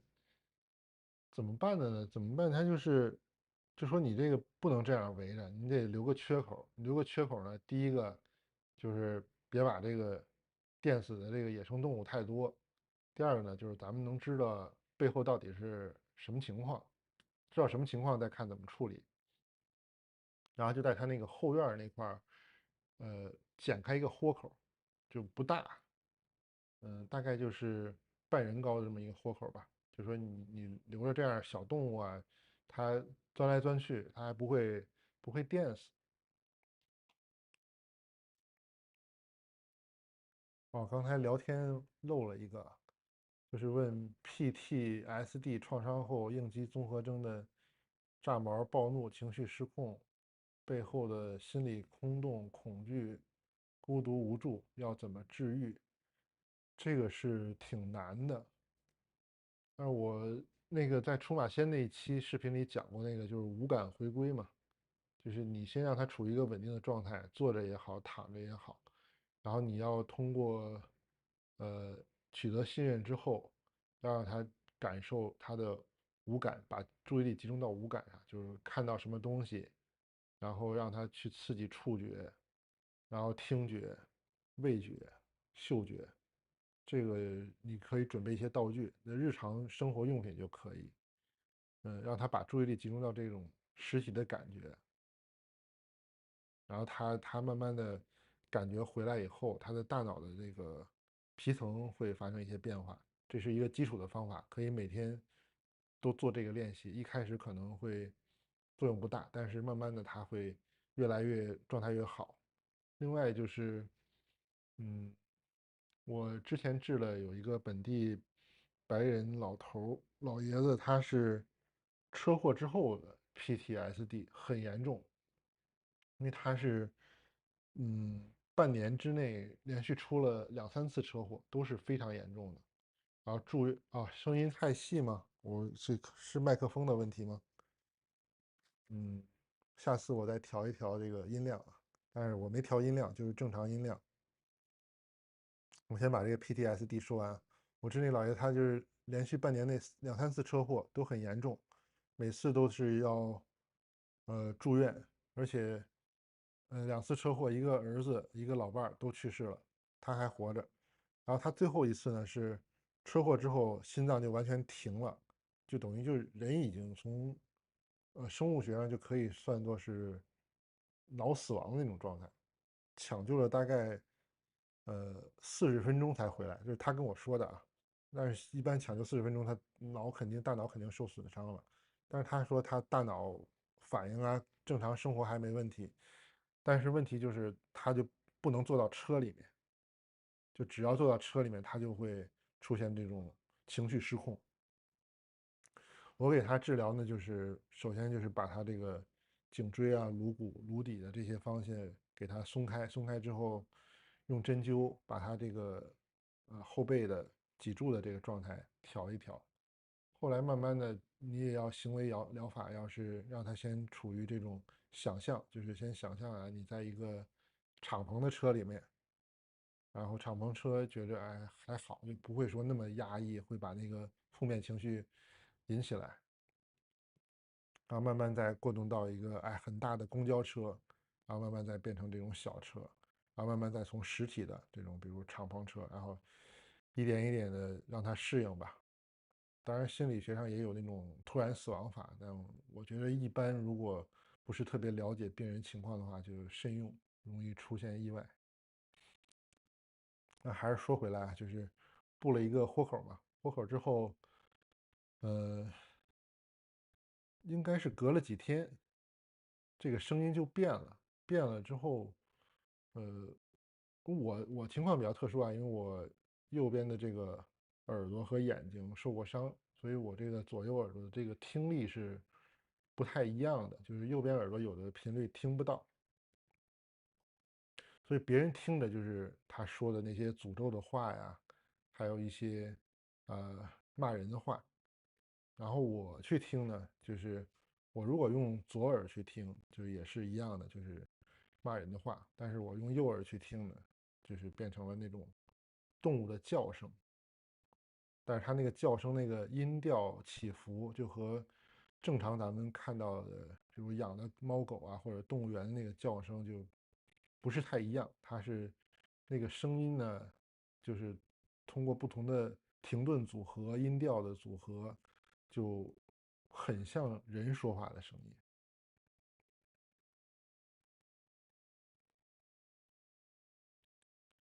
嗯，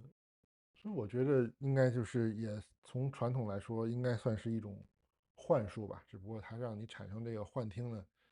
大家如果是这种空耳效应，可能就会出现觉得是这个他在说一些汉语。但是如果是不懂汉语的人，或者说像我这种听力有问题的人，可能听的就是动物的叫声。然后我那个大哥嘛，他就想了个办法，他就说：“哎，你看这边你这口留下了，他又不过来，这个肯定是有些特殊情况。”然后他就拿那个什么叫什么战术那个手电吧，就强光，他就顺着那个缺口去照，结果就照着一个特别大的一个狐狸，白色的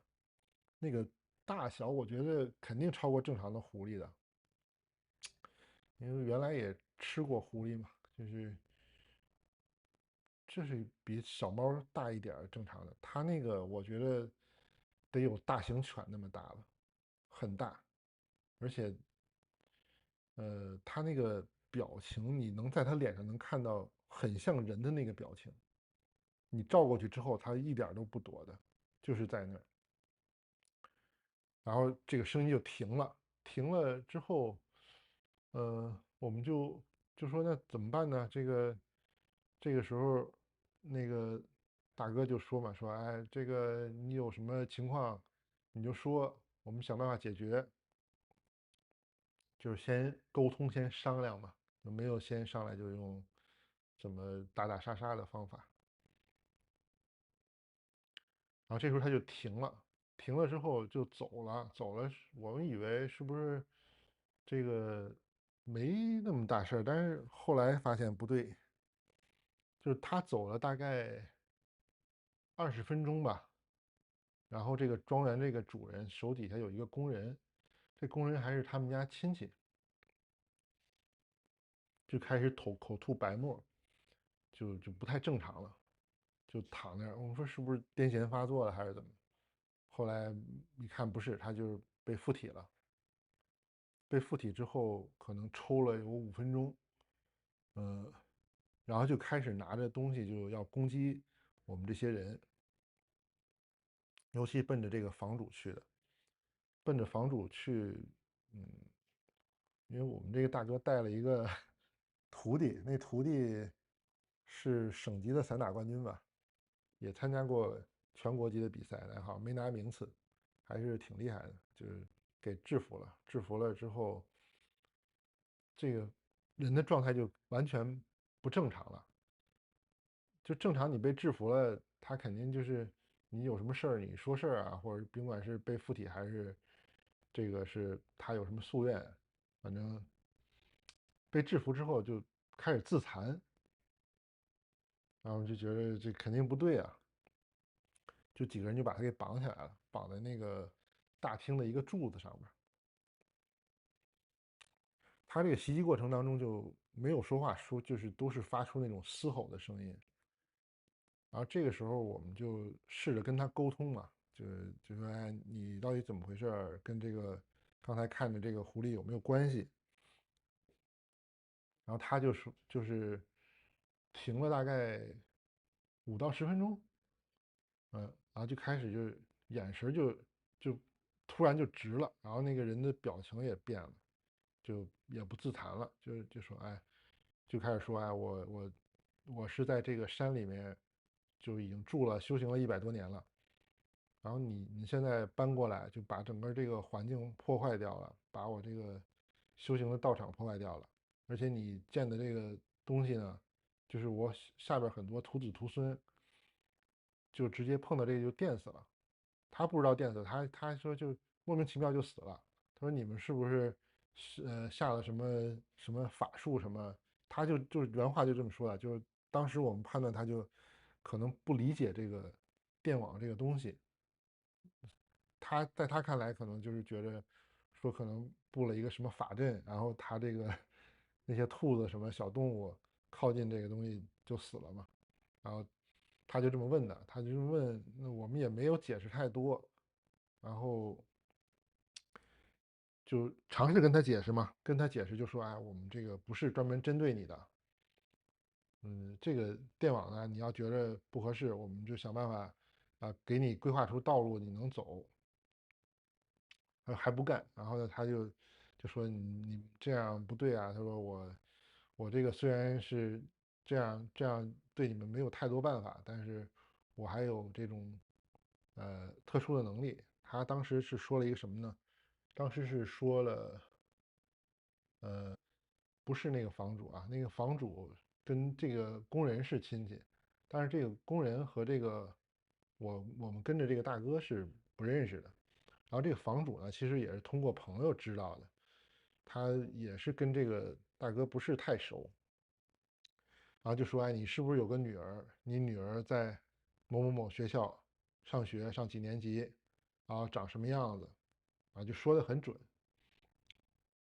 这个就是刚才我们说的那个数码签很准嘛，就是它其实是能读取一些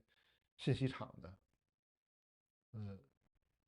啊，这时候就特别有意思了，就是我这大哥把他制服了嘛，所以就大概知道他底细是什么情况，然后就说你能知道这个信息，但是你敢动一下我女儿试一下，然后我肯定是能想办法让你没声音了，不会是没电了吧？有电呀，我这看着还是有声音的。我看一下手机啊，不要吓唬我。没声音，这个是诅咒吗？这个一说到关键时刻就没声音了。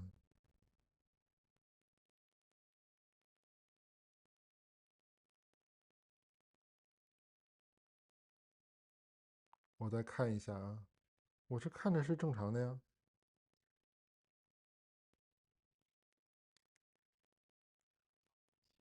能听到是吧？哎，为什么这个岳科霞说没声音了？前月也说没声音了。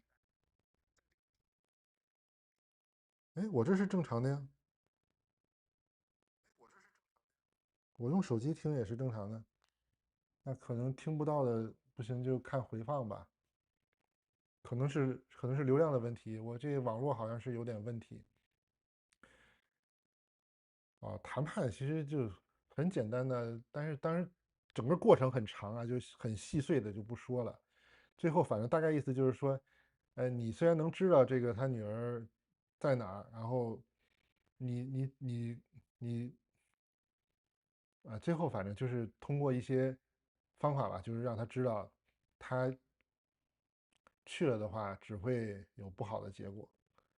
然后最后呢，最后反正就谈妥了，谈妥就说你第一步先把这个不要上这个人的身了，就是他是没关系的人嘛，然后最后就是约了一个地点，就是我这个大哥就是直接去找他那个本体去了，去找他那本体，然后跟他谈判嘛，就说，哎，你这个环境被破坏了，他就没法在那儿修了嘛，所以就说你要不然你就舍了这个肉身，去给你找一个大师，你去跟那个大师做护法的去，能不能行？然后他最后就同意了，同意了就是这事儿就算结束了嘛，然后就说你这个，反正最后我们就是得到一个狐狸的尸体，然后把这个狐狸尸体就炖了吃了。但是具体过程啊，就是不是那么复杂。所以我讲这个故事呢，不是说，呃，玄学怎么不能接触啊，就是大家可以能这种接触。包括我跟这个大哥其实还经历过一些事儿，比如说他们家的那边儿，这个事儿发生的就在山河四省啊，就不是说，经济不发达的地方，就是山河四省经济很发达的地方，而且就郊区离市中心不远的地方，就一个小小山，也不是很高的山，就能碰到这种事儿。包括当地呢，我跟那个大哥还去过一个村儿，那个村子呢特别有意思，它是那个村子是通过风水改变了状态了。那个村子原来呢是没有水渠的，然后后来政府修了一条水渠，那个水渠开通了大概半个月之后，那个村子里陆陆续续就开始出现各种各样的就是有神通的人，就是能看事儿啊，能预测呀，能治病啊，就是一个村子里，就那个那个水渠旁边那个村，几百人里面大概出了几十个这种人。然后后来这影响就大了嘛，影响大了，他们挣了钱了嘛，挣了钱就说这个水渠不太好，我们把这水渠堵了吧，然后就把那个水渠给堵了。这个水渠一堵，过了半年，这些人神通就没了。就是大家看这个风水，其实和这个能量啊，和这个玄学上面影响是很多的。反正最后这个事儿，就圆满解决了。但是说句实话啊，就是我们后来和这大哥复盘，这个事儿不是那么简单。就是你想，正常商人谁没事去这个郊区包个山头啊，干的不是太正经的生意啊。但是最后还是解决了，解决了之后就是让他把那个风水房子格局改一下，然后那电网呢多留几个出口吧，就别封太死。然后那个跟狐狸谈判，他就说他要搬到另一个山头，呃，然后同时给他介绍了一个佛教的一个大师，就是说他等于会去那个庙做护法，就是解决一些事儿。嗯，也不是出马仙这种形式啊，就是会说他们有这种沟通的方式，然后会解决一些事儿，然后那个寺庙呢就负责给他们，等于是，呃，算是建了一个小的堂吧，就是说他的一些徒子徒孙啊，可以去那边定期拿一些吃的，拿一些食物。从这佛教来讲，就算是放生，就是给他们一些供养吧。然后就说不要干扰这个世俗的事情，最后就和平解决了，也没有出现太多的伤亡。但是我们就是吃了一顿狐狸肉，狐狸肉我觉着不是太好吃啊，有点骚味儿。别的也没什么了，就是讲一个小故事。然后涉及到那个宗教啊，涉及到玄学的东西，我就都不讲，都省略过去了。那好吧，今天就先讲这么多。我看时间也不短了，快2个小时了。大家还有什么问题吗？这个形式就是尝试一下啊，就是大家喜欢看哪些形式，可以在下面评论，然后我会参考。以后直播是讲故事为主，还是教大家锻炼为主，还是念一念评论？商量着来吧，我都试一试，多尝试，刚开始嘛。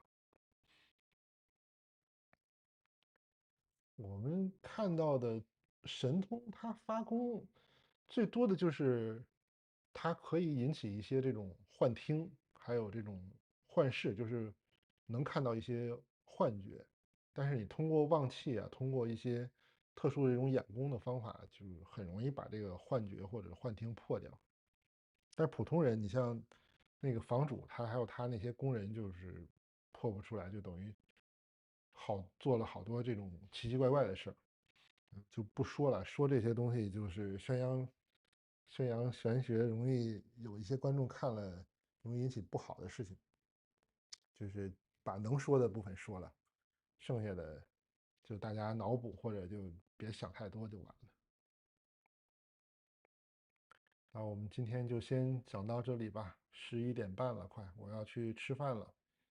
大家有机会下次再继续，感谢各位收看，祝各位发大财，生日快乐，性生活愉快。好，再见，结束直播。